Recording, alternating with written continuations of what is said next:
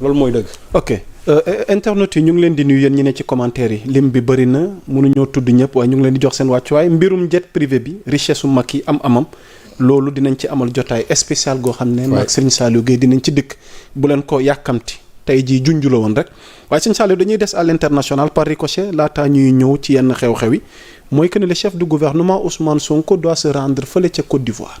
sous invitation de Alassane Dramane Ouattara ndax moom la fa war a rencontrer. Il va effectuer donc nag 4e voyage am ci Afrique ginnaaw Rwanda Gambie ak Mauritanie.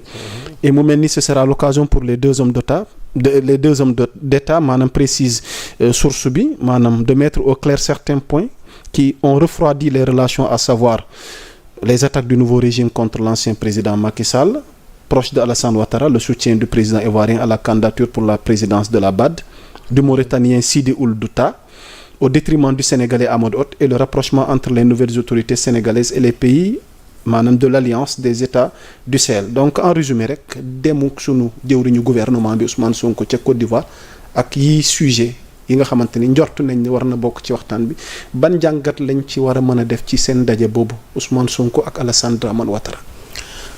xam nga la Côte d'Ivoire et le Sénégal soo ko jëlee au plan économique ñoom dañu nekk deux états piliers yoo xam ne nii important dans l'UEMOA. Donc ñoom mën naa ne ñooy pays yi gën a dëgër finance ak économiquement dans ñu ngi xëccoo guerre économique bi. waaw xam nga ko donc ñaari états yooyu. moi je crois que li leen war mooy ñoom ñu collaborer mais pas qu'ils se mènent la guerre. ok parce que buñ ci mënee la guerre. il n'y aura jamais de perdants il n'y aura jamais de gagnants mais il y aura toujours des perdants. Et je crois que diplomatie aussi il faut le faire avec une certaine intelligence. Aujourd'hui Macky Sall n'est plus là. Et tu sais que les États n'ont pas d'amis, ils n'ont que des intérêts. Or, je crois que l'intérêt de la Côte d'Ivoire aujourd'hui, c'est d'avoir des relations quand même très souples avec ñi nga xamante ne ñoom ñoo jiite Sénégal. Waa Sénégal aussi, je crois que seen intérêt mooy tey faire de sorte qu'ils puissent avoir les meilleures relations diplomatiques avec l'actuel régime de la Côte d'Ivoire. Donc demu Ousmane Sonko bi non seulement ça va clarifier beaucoup de choses mais ça va aussi aplanir certaines divergences yi nga xamante ne moom moo fi amoon. Macky Sall comme je l'ai dit Macky Sall n'est plus président de la République. Donc je crois que Alassane Ouattara loolu moom moo loo gën a xam. Donc s'il s'agit aujourd'hui de jeter en tout cas de choisir entre Macky Sall et l'actuel régime, forcément Alassane Ouattara va choisir ñi nga xam ne ñoo fi nekk. Cela ne l'empêche pas d'avoir bien sûr ses relations personnelles avec Macky Sall. Gis nga dans les années 1970. Senghor bi mu amee problème ak Houphouët-Boigny. Houphouët-Boigny waroon def fi benn voyage en 1974 je crois. Houphouët-Boigny bi muy ñëw fii li mu waxoon Senghor mooy sama exigence moo tax aussi là je crois il faut saluer vraiment l'intervention de Houphouët-Boigny dans la libération de Mamadou Dia parce que Houphouët c'était aussi un ami de Mamadou Dia Houphouët nag li mu ko waxoon mooy Sénégal moom mënu ma fi ñëw Mamadou Dia nekk ci biir kaso bi donc forcément il faut que Mamadou Dia ñu libérer ko mais je crois que ce qui avait été retenu mooy que soo fi ñëwee ba pare Mamadou Dia danañ ko libérer mais Senghor à l'époque sax moom jàppoon na ne lu ñu ko doon imposer la mais Mamadou mais dans sa philosophie en politique moom jàppoon na ne Mamadou Dia warul woon des ci kaso bi d'ailleurs loolu li gën a hâter la libération de Mamadou Dia ci la bokk. Et d'ailleurs bu mu fi ñëwee ba dem. ci la Senghor a pris maintenant la décision de gracier Mamadou Dia. Donc xam nga pour dire que entre Sénégal et Côte d'Ivoire toujours les relations n'ont pas été des meilleures même si par la suite c'est vrai que il y a eu am na rapprochement yu bari yoo xam am na ci. mais mosul woon neex googu toujours il y a eu des ay chocs de temps à autre. mais avec les nouveaux dirigeants. je crois que espérer avec les nouveaux dirigeants. est-ce que tamit piège amu ci demuk Sonko bi ndax ku xam Côte d'Ivoire tamit. xam nga diir mbagg geek ak guerre économique beeg. positionnement bi mais je crois que. dans ça le Sénégal n'y perd absolument rien. La Côte d'Ivoire n'y perd absolument man jàpp naa ne ku ci nekk da nga ciy gagné. parce que boo xoolee même au plan migratoire. on a beaucoup de Sénégalais yoo xam ne ils sont en Côte d'Ivoire. et je crois que loolu lu jar a sàmm la. comme aussi il y a beaucoup d'Ivoiriens yoo xam ne actuellement ñu ngi Sénégal donc ce sont des peuples yoo xam ne qui sont condamnés à vivre ensemble. et comme que ñun nous sommes condamnés à vivre ensemble.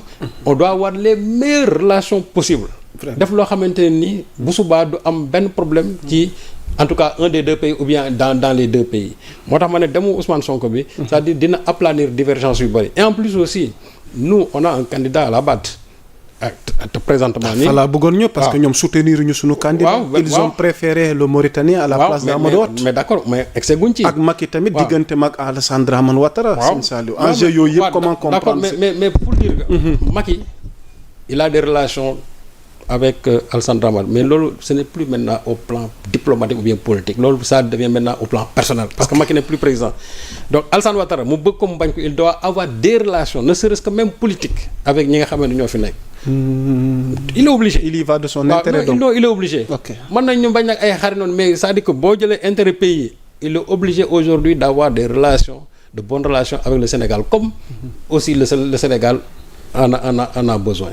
donc tey je crois que li nga xamante ne mooy doon gën a firndeel relation yi mooy que ñoom seen position bi ñu am pour l'autre candidat que ñu assouplir ko ñu jéem a xool ndax si on ne peut pas influer maintenant sur le choix du président ivoirien parce que loolu aussi lu am solo la donc dem bi Alassane Ouattara lu muy xaar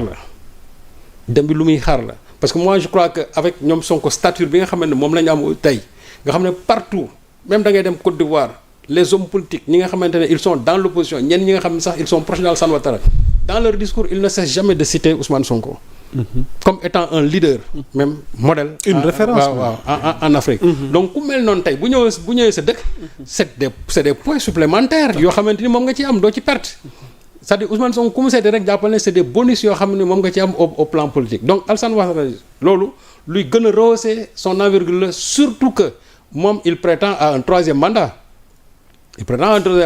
donc je crois que Alassane a besoin ne serait-ce que de ça et puis Alassane aussi a besoin peut-être de la caution implicite des dirigeants sénégalais pour ñu bañ a di nga ay troisième mandat beeg et cetera parce que loolu aussi ce sont les affaires internes de la Côte d'Ivoire mais li wóotoon na mooy Alassane moom en a besoin ne serait-ce que pour moom sa stature politique léegi nag moo tax ma ne demu Sonko bi moom dana ci tirer avantage bu bari parce que il va profiter bien sûr du charisme et du leadership de Ousmane Sonko comme aussi le Sénégal peut en tirer profit du moment que ñun on a un candidat boo xam ni qui a besoin vraiment de soutien surtout dans les pays de l'UEMOA au niveau de la BAD on en a besoin donc et xam nga ne avoir un homme au sein de la BAD déjà loolu dafay gën a ñun rehausser suñu stature diplomatique ne serait-ce que dans la sous-région mais même au niveau continental et au niveau international donc dem Ousmane Sonko bi pour man jàpp naa ne lu baax la mais surtout ça va profiter à Alassane Ouattara et je crois que ce sera le moment maintenant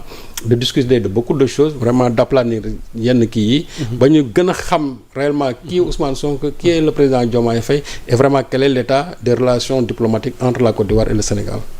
jërëjëf Serigne Saliou defe naa loolu leer na ñu bëggoon tamit xam sa taxawaay leeralal ñu FMI ndax boobaak léegi ñu ngi fi askan wi ba tey bëgg na noo comprendre ndax finalement dañuy renégocier ànd bi ndax it dinañ accepter injecté waat dara pour relance économique bi alors tey pour